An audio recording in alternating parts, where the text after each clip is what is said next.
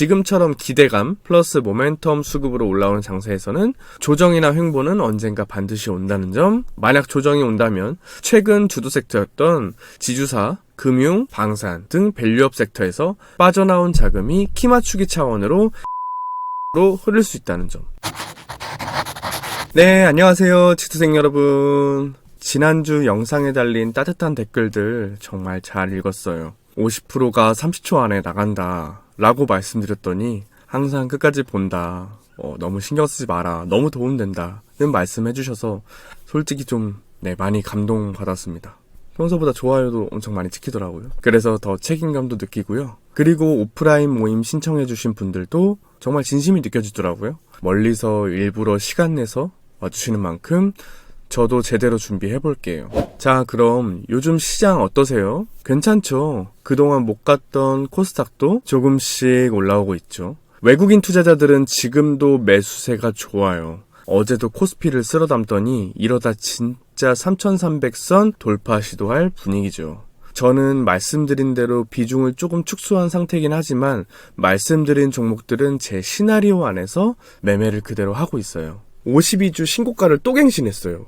자, 근데 이럴 때일수록 냉정하게 봐야겠죠. 지금 시장 과열 국면에 가깝다고 말씀드렸으니까요. 오늘 영상에서는 지금 시장이 뭔가 좋으면서도 불안한데 이 시점에서 주목해야 할 핵심 포인트는 뭔지, 그리고 요즘 다시 살아나는 2차전지 섹터의 흐름까지 정리해드릴게요. 특히 영상 후반부에는 제가 요즘 주의 깊게 보고 있는 종목 대주전자 재료에 대한 분석도 준비되어 있으니 절대 중간에 끊지 마시고 끝까지 꼭 함께 봐주세요. 여러분 모두 좋아요 눌러주시고 시청해주시면 감사하겠습니다. 자, 그럼 지금 시장 상황부터 간단하게 짚고 갈게요. 지금 시장은 8월 1일 관세 협상 시한을 앞두고 안정적인 상승 흐름을 보이고 있죠. 코스피 3200선 안착, 꽤나 인상적이죠. 최근 증시 안정에 도움이 된 요인들도 분명히 존재하죠. 먼저 자사주 소각 의무화, 그리고 배당소득세 3억 원까지 분리과세 검토 등 정책적으로도 자금이 증시로 흘러들 수 있는 구조를 만들고 있죠. 여기에 부동산 규제 강화도 시장에 영향을 주고 있어요. 예를 들어 주택담보대출 한도 6억 원 제한, 다주택자의 주택 구입 목적 대출 금지 같은 정책이 나오면서 상대적으로 주식시장이 매력적이라는 것을 어필하고 있는 거죠. 그리고 무엇보다 중요한 건 금리 인하 사이클이에요. 유동성이 점차 시장으로 풀릴 수 있는 환경이 만들어지고 있다는 뜻이죠.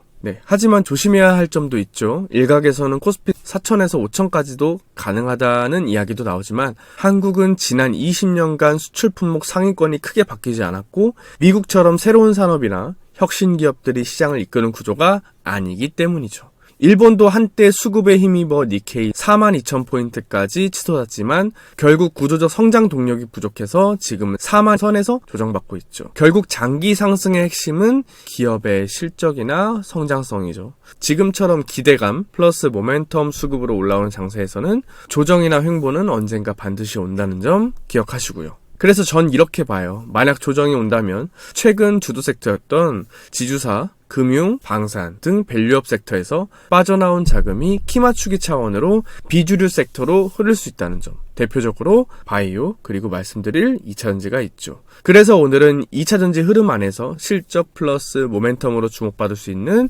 대주전자 재료라는 종목을 함께 보려고 합니다. 자, 그럼 이제 본격적으로 오늘의 주제인 2차전지 섹터 이야기로 넘어가 볼게요. 최근까지 2차전지 섹터가 정말 오랫동안 힘을 못 쓰고 있었는데요. 그 이유는 크게 두 가지였죠. 첫 번째는 전방산업 부진. 전기차 판매가 기대만큼 잘 안 됐죠. 특히 국내 셀 3사 배터리를 장착한 전기차요. 금리가 높아서 차를 못 사는 것도 있지만 결국 완성차 구매 수요가 줄어드니까 당연히 2차전지도 같이 타격을 입겠죠. 두 번째는 이제 중국의 과잉 생산. 중국은 엄청난 물량 공세로 시장 점유율을 높였지만 너무 많이 만들다 보니 수익성은 바닥을 친 거죠. 근데 최근 상황이 조금 달라졌죠. 중국도 이제는 출혈 경쟁이 너무 심하다는 걸 인식했고 드디어 감산과 구조조정에 들어간다는 신호를 주고 있죠. 심지어 중국 정부가 공급 개혁 방안을 오는 9월쯤 공식 발표할 수 있다는 말도 나왔죠. 이런 전방위적인 조정은 거의 10년 만에 처음인 거죠.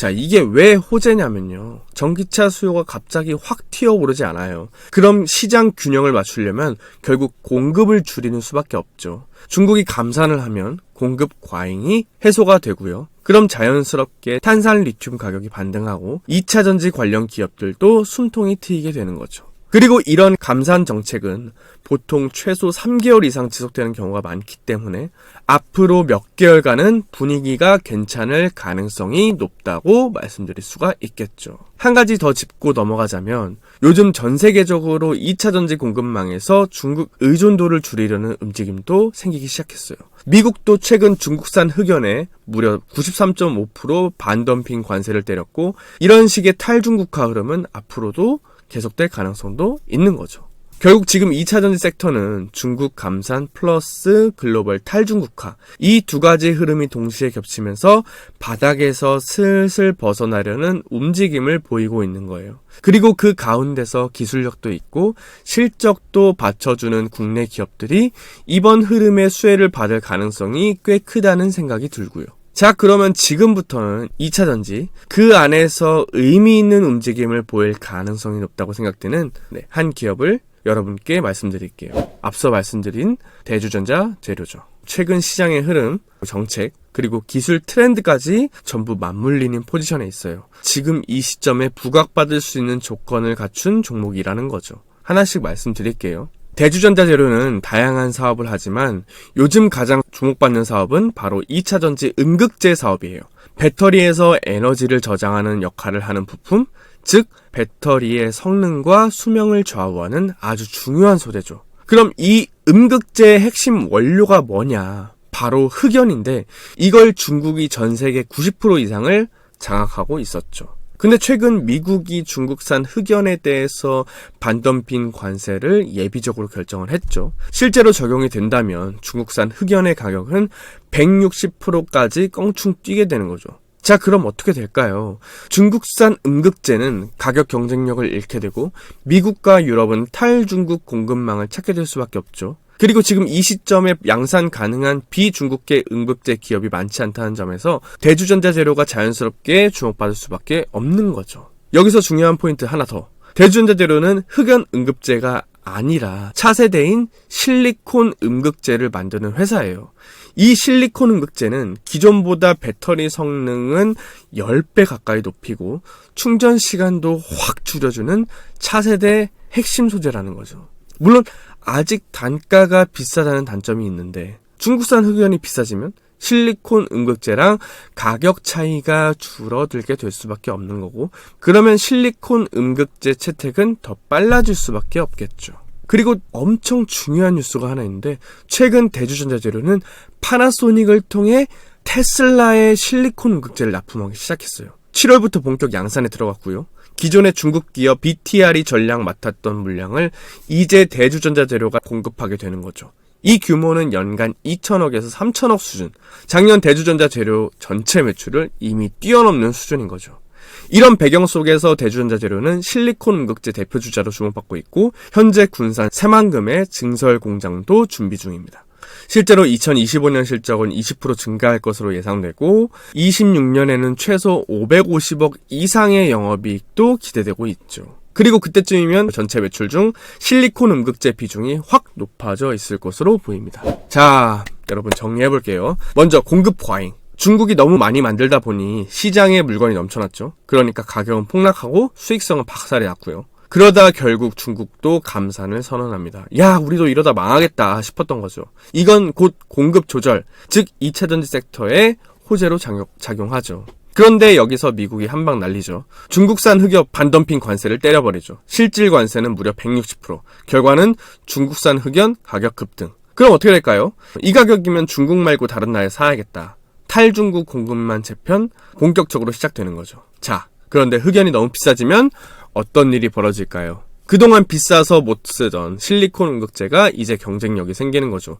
에너지 밀도도 높고 충전이 빠른 차세대 배터리 기술의 주인공이 되는 거죠. 그리고 그 중심에 있는 회사 바로 대주전자 재료.